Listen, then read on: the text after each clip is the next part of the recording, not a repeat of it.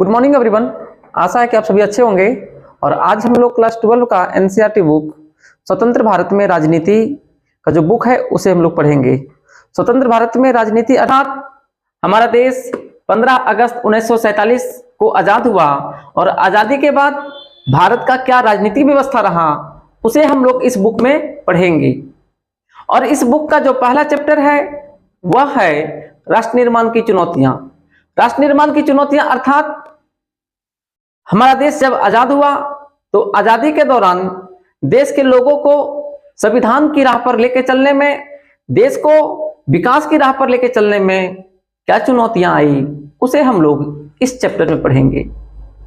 जैसा हम सभी जानते हैं कि भारत वो देश है जहां पे कई धर्म के लोग रहते हैं और ये वर्षों से रहते आ रहे थे, जिसमें मुख्य रूप से हिंदू, उसके बाद मुस्लिम, बौद्ध, जैन जैसे कई धर्म के लोग रहते हैं।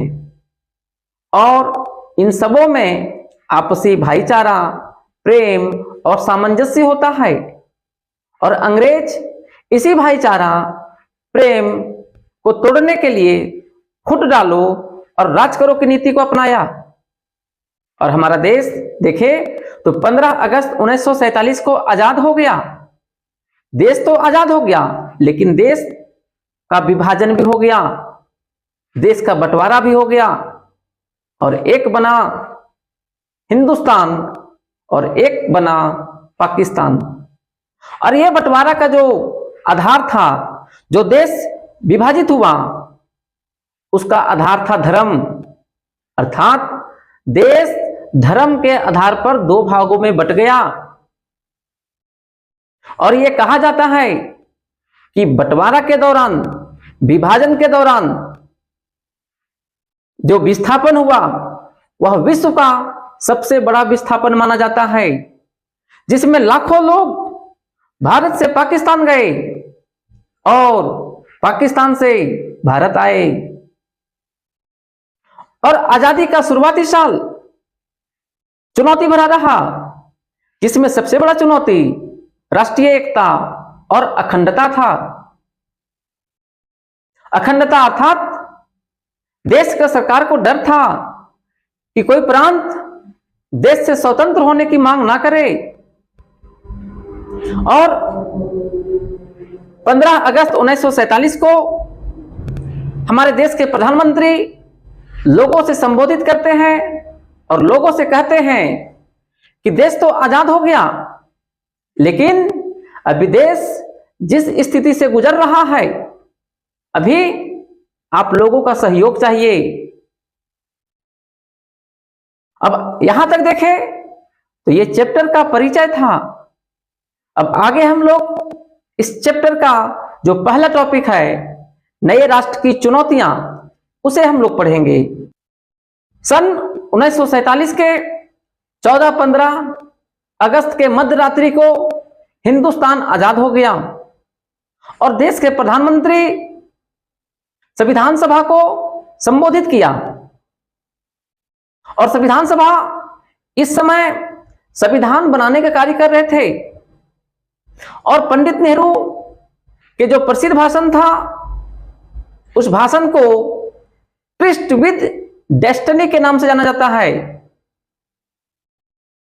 और आजादी के लड़ाई के दौरान कई बातें मुखर थी लेकिन दो बातों पर सभी की सहमति थी।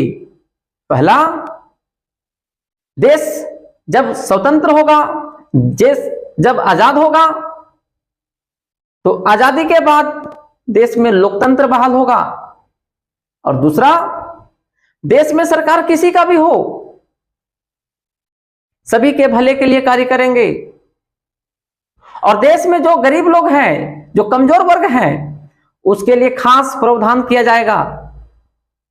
और इन दोनों बातों पर हमारे देश के जो भी नेता थे सभी की सहमति थी। और देखे, हमारा देश तो आजाद हो गया